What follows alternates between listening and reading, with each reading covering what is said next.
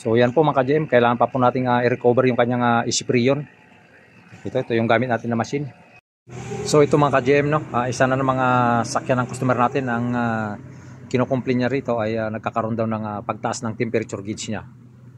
So meaning nagkakaroon ng pagka-engine overheat, no? So ang unang tinignan natin, siyempre tinignan natin yung kanyang coolant. Ngayon wala siyang coolant dito mga ka-GM.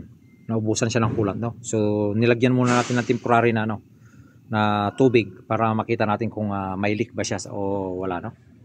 So ayan, at itataas natin yung sakyan para ma-check natin sa ilalim. So bali ang gagawin natin dito, i-visual check muna natin mga ka-GM, no?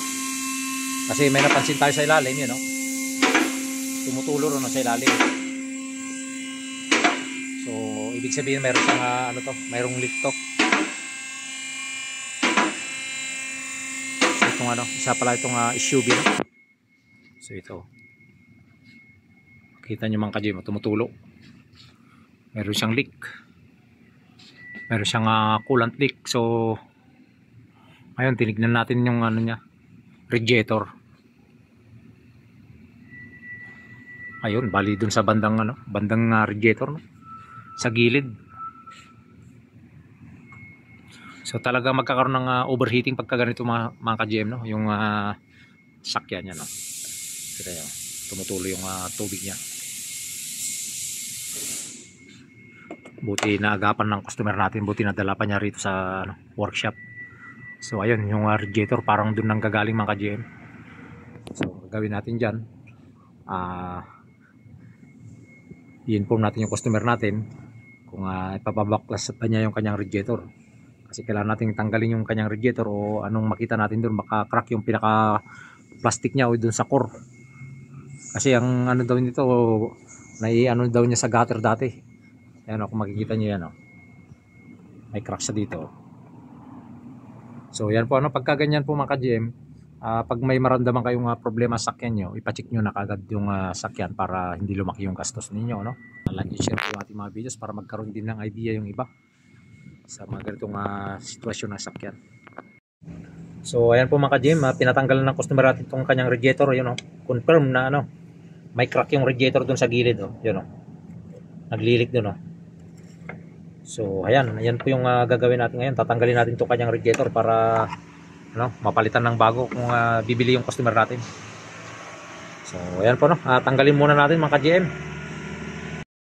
So ito po mga ka-GM, bago natin matanggal yung kanyang radiator, ang ginagawa natin ay nire-recover muna natin yung kanyang isipriyon para hindi masayang. Gamit natin tong aircon machine natin, no? Yan po, at ito natanggal na natin yung kanyang rito, cooling fan. Tapos ito na yung radiator niya kasama yung kanyang AC condenser kasi diyan bago natin mailabas. Tuloy lang po yung panonood ninyo, para magkaroon po ng idea at karagdagang kaalaman din yung ating mga manonood. Yan, like and share po yung ating mga video. So bali ito na siya at nailabas na natin yung kanyang radiator. So yan, kung makikita ninyo yung kanyang AC condenser nasa gitna. Tapos yung second radiator niya nandito sa gawing harapan, no? Yan, dalawa siya.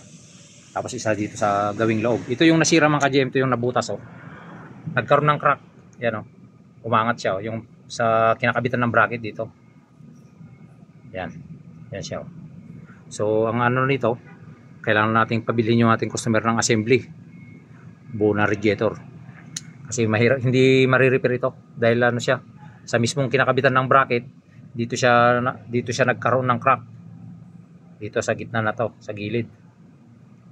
So ayan, at like and share po yung ating mga videos para yung mga iba ay magkaroon din ng idea sa mga gatong problema na sakyan, kung paano siya i-check, no? Ang ginawa muna natin dito, chinik muna natin yung visual inspection, chinik natin yung kanyang coolant. Yun, nakita natin na wala siyang coolant. So yan po, at nakita natin kagad yung kanyang problema na leaking yung kanyang radiator.